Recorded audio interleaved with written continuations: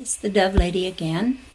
I'm going to show you a few of my orb pictures, and I will be showing you some that I will read the words I've put in them that are from the book called The Starseed Transmissions by Ken Carey.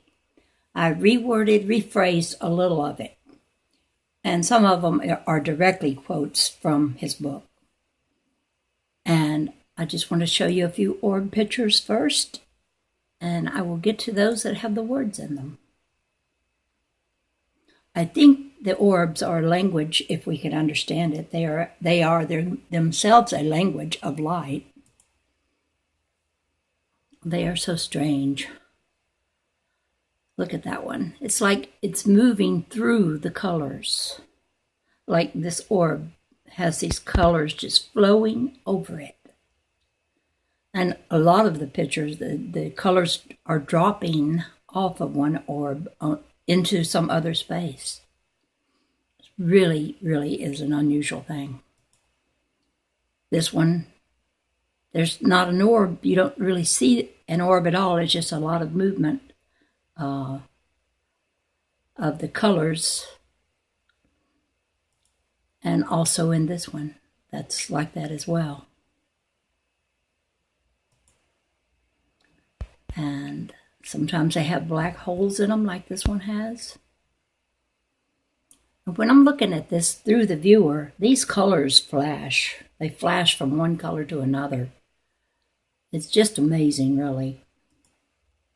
Now here are the words from the Ken Carey book, The Starseed Transmission.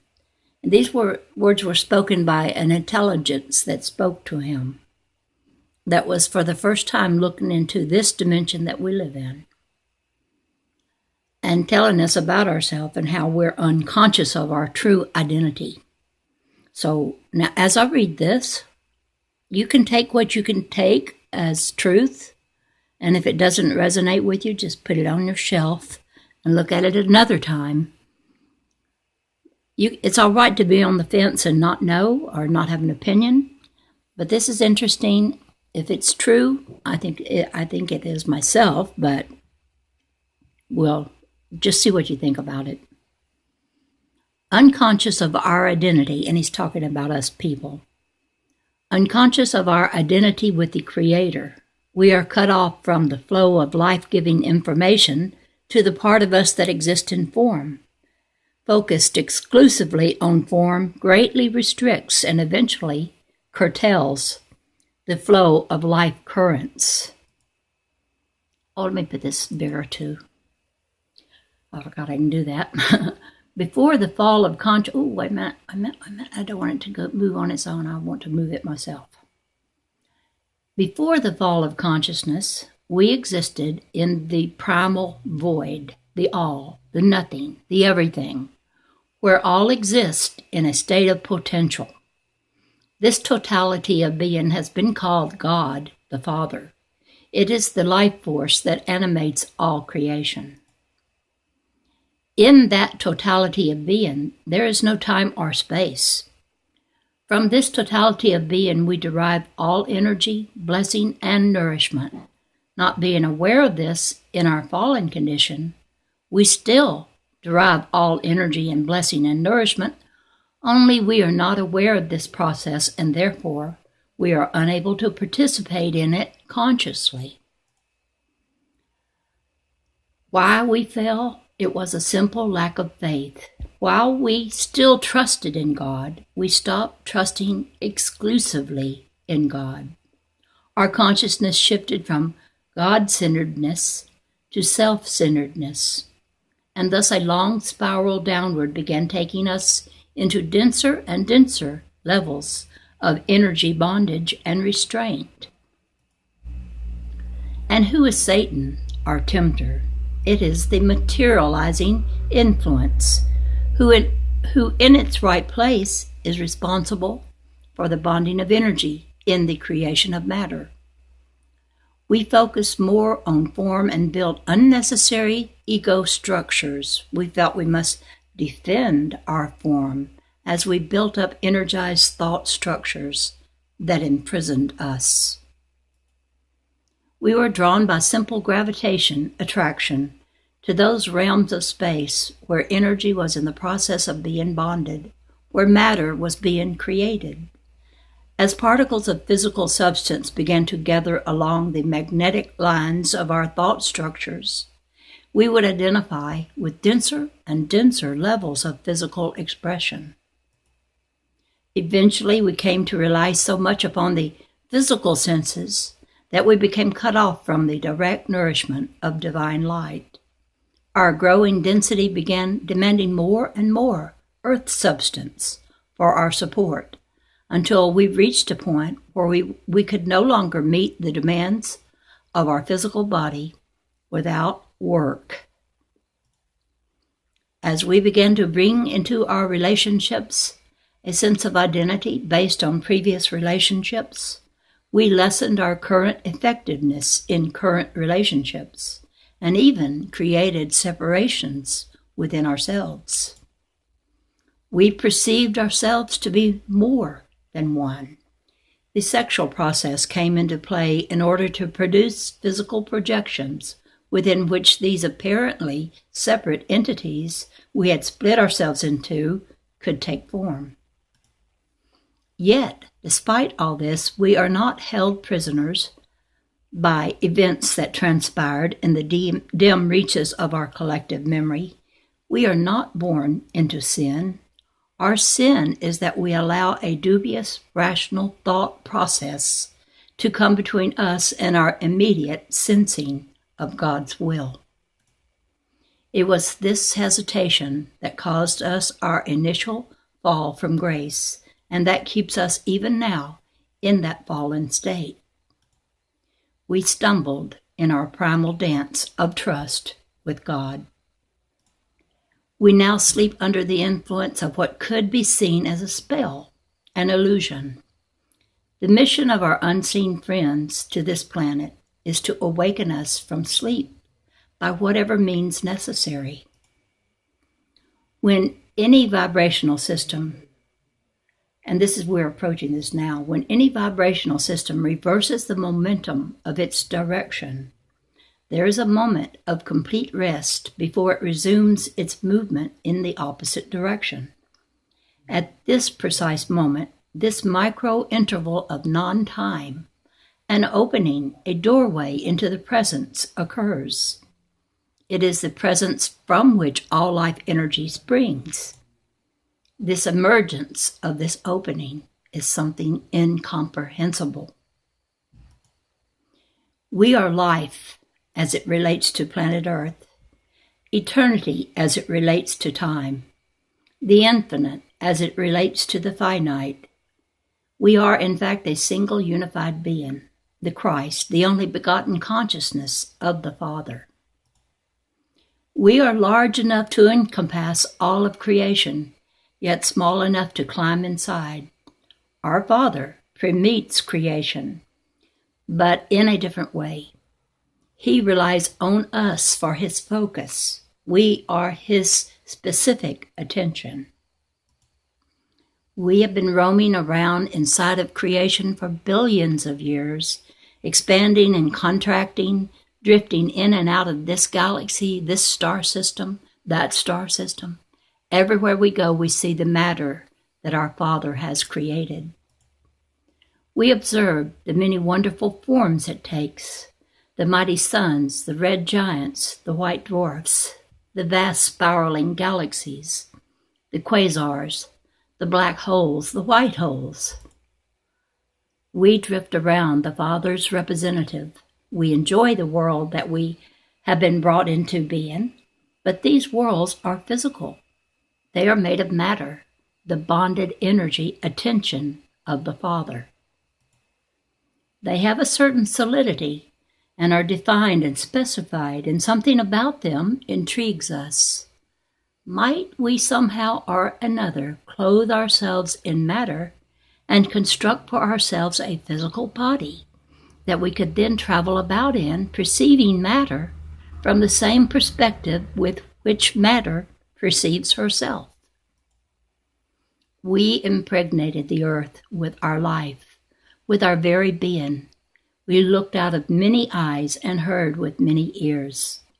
We allowed a portion of our identity to come to rest among the creatures we were bringing to life. We realized that there was a possibility that certain of the creatures might become self-active. Therefore, there had to be a means of regulating our disintegration from within. We wanted a part of ourselves to be observing the whole process. We created beings to represent our original state of unified awareness. These are the angels. Their instructions were to pretty much stay out of things until near the very end of the process. Then, upon receipt of a prearranged signal, they were to commune with the human beings on Earth at that time and assist them in awakening to their original state of unified consciousness. That signal was received nearly 2,000 years ago. It has taken almost 2 millennia to prepare us for the message they bring. We had to be educated before communion of this nature was possible.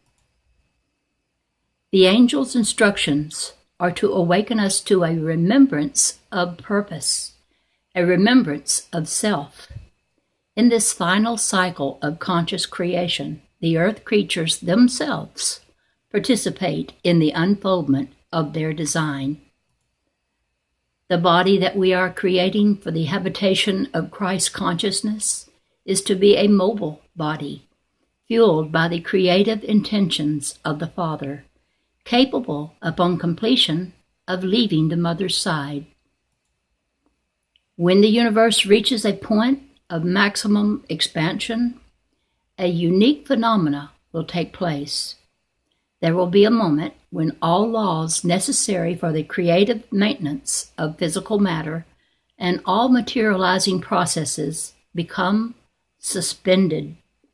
Due to the relative velocities of the various star systems, this event will not be experienced simultaneously in all parts of the universe, but will travel as a wave across the sea of creation.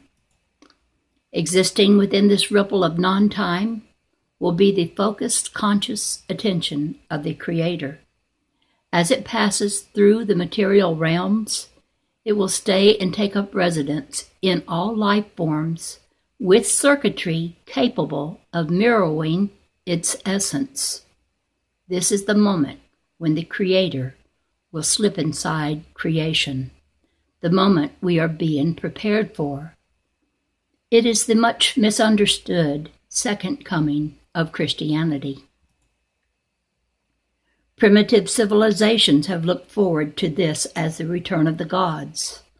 Our traditions hint of what is about to transpire, yet none of them have adequately conveyed the magnitude of impact such an event will have. Indeed, no single conceptual structure is capable of conveying the enormity of what is soon to take place. What is actually happening requires all of biological life to convey its meaning.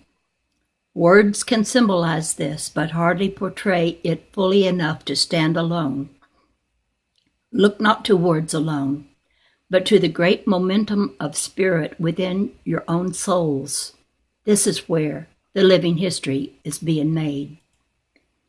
We are living in the shadow of an event not yet taken place, yet it is us, ourselves, under all of our layers of false identity, that cause this event as we approach. And now, I invite you to read this book or hear it read by me. I have it as a playlist and also as a PDF file, which I can send to your email address if you so wish. There's much, much more to this book that you will want to discover.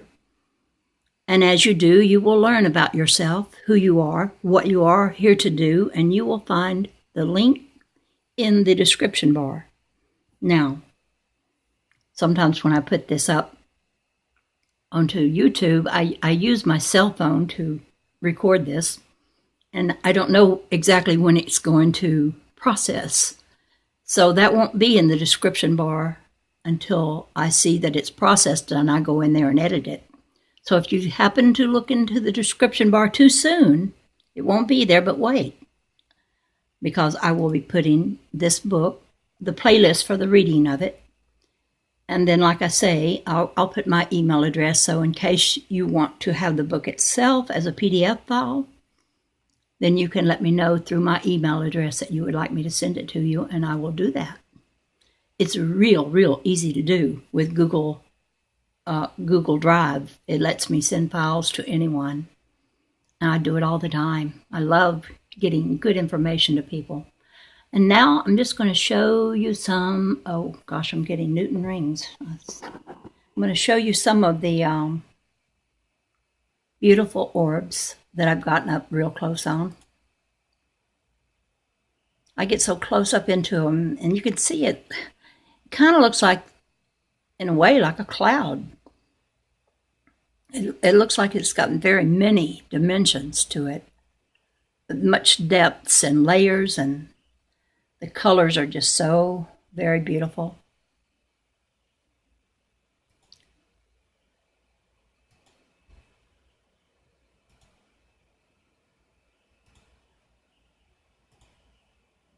See, I get into some areas. I move my camera about in the room in the spray of light that is shining around. If I get too far away from where the light is, it gets all dark and you can't see anything. But there's some areas like this one and the next few that the colors are just fantastic. They are, when I take the picture and then I put it on my computer program, I have to take some of the light out because as I take the picture, it lets in too much light. And when I increase the shadow, which is really the only adjustment I do to the picture, then it brings all the colors out. When there's too much light, you can't see color. Same with when I take pictures outdoors in the sun. If I'm too much in the sun, there's too much sunlight, then I get a white orb. You won't get the color. So usually when I'm outdoors and I take an orb picture, I'm under a tree and I have the filtered sunlight, and it's usually in the afternoon when the rays of the sun are slanted. But these pictures were taken indoors and just in my room at my desk in front of my computer, which is right over there. And this color must be that it's in light. Even the light of the LED light. I get some of the very same colors and kinds of things I get with sunlight. So, I don't know, I think the LED light, I'll show you my LED light. I have a couple of them. And if you want to take these pictures, I suggest you get the ones that have just one bulb, because a lot of LEDs have several little bulbs in them. And I suggest you get one that has a handle where you can move it about, like I can do this one. And I suggest you do that because you will want to direct the light where you want it to be. And you don't want to use your flash. So I take all these pictures without flash, both indoors and outdoors. Now, if I take a picture with flash at night, at the night sky, I also will get a few orbs that way. They're usually not real colorful. They'll be more white than anything else. But I can get those kind of orbs too. But I'm not someone that gets those little orbs that run all around you. I've seen people's videos and they have these little orbs that just are moving all around them. And they can see them. They can see them with their naked eye. And they capture them with their film. And we're believing that these are light beings and they may be the angelic kingdom that we're seeing. Because for one thing, sometimes when you spell angel wrong, you really hit the right note there, because angle, sometimes you'll put angle, A-N-G-L-E, instead of E-L. and they are angles of light. I think an angel is an angle of light. I mean, we've given human form to them and put wings on them, and maybe an angel can appear that way. I'm pretty sure they can, but I think they also are this light. Angles of light. A friend of mine and I are thinking of making some tarot cards of some of these pictures of light. I have a problem, though. I can't think of what any of them mean, what their message is. I really wish I could, but I can take the picture real well, but other people see things in these pictures that I don't see. I'm always being told that, like, oh, I see Mother Mary there, or I see a fairy or an elf or something, and I don't see it. But if they point it out to me, then sometimes I can see it. But I'm just good at taking the pictures. Other people can interpret them better than I do, I think. So if you ever see one that means something to you, let me know. Exit out of here and go back to the library where I never count how many pictures I have, but I must have thousands. And I really want scientists who study string theory to look at this, because look at that string coming out of that black hole. It looks exactly like strings coming out of black holes. And sometimes, like in this one, that might be a string on its way through the black hole, but not yet emerged. And I believe the string theorists are on to something, and I would sure love to give them a lot of my pictures for them to further analyze them. And here, let me show you this character. This is, I call him Harry. I only get him with one particular camera. So at first I thought, well, he was debris stuck in my camera. He moves around. But, I don't think anymore that he's debris. I get him so many ways, sometimes real little, sometimes real big, and sometimes just a part of him. Sometimes he's all tangled up with other stuff that is around him. And sometimes I don't see him when I'm making a video or taking pictures, and I'll say, Harry, because I've given him that name. I'll say, Harry, I miss you. I don't see you tonight. I'm filming and I want to see you. And after I say that, in about a minute, that's a good long while, a minute, he pops up into view in one of the orbs, as if he heard me ask him to show up. Now, is that really what is happening? I don't know. My theory is that's what it is, that he's a living little creature of light. See, sometimes I only get one portion of him, and he's got this long appendage on one side, see, that sticks out. And sometimes I can tell it's him, even though another person that's not familiar would just think that's a dark spot. But that's Harry. I know some of his markings. He's in that one. There he is. This is a collection of Harry, and it's not all that I have of him, but I have maybe hundreds of pictures of him. I haven't put them all together. This right here is what I want scientists to look at, because these are the pictures of the curved line balls, of which I got a communication about, but not from a scientist. Well, maybe it was a scientist, but of a higher beingness. I got a message put into my Google Drive talking about the curved line balls that I'm so concerned about getting some scientists interested in. Couldn't get their attention, though.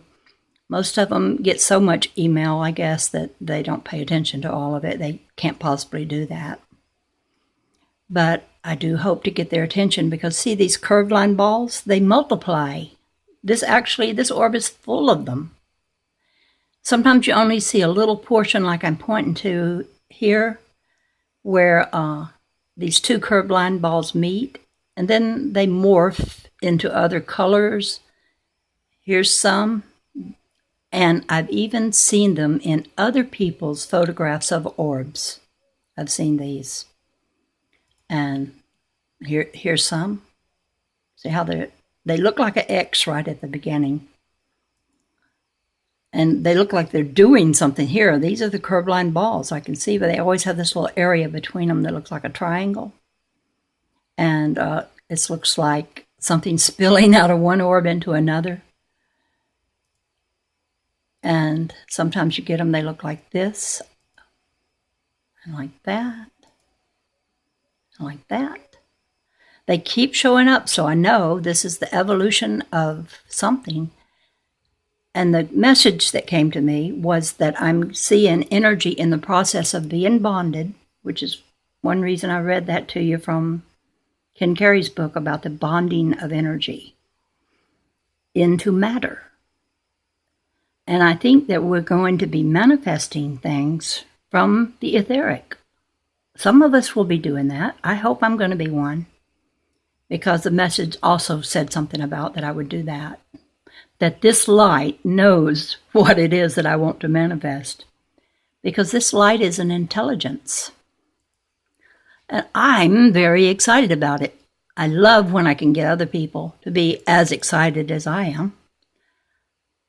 And I do have a friend that's really excited. We're writing a book together. Well, she wrote the book mostly. I added a couple of chapters to it, though.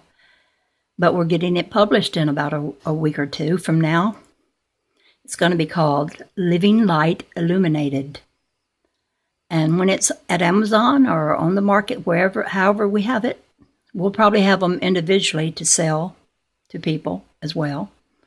I'll let you know. I'll let my people who follow my videos know about it, because you might want this book. We show a lot of living light in the form of orbs that are seen at when volcanoes or earthquakes happen or floods. Their orbs will be in view. And she has some that just move right through her house, and she's filmed them with her cameras that are what she calls her security cameras that are filming all the time. She sees the orbs every day. And she, too, can talk to them and ask them to show up, and they do. So you will be interested in this book. I hope it sells real well. It would be nice if it did. But I'm all excited. I've never helped with a book before. And I think also I'm going to someday, real soon, make a picture book of just a whole bunch of these beautiful orb pictures that I take, because some of them are beauties. Whether they're something of interest to a quantum physicist or not, they're just a work of beauty, a great, great art. I'm not the artist. I just capture the artist at work, and the artist is life.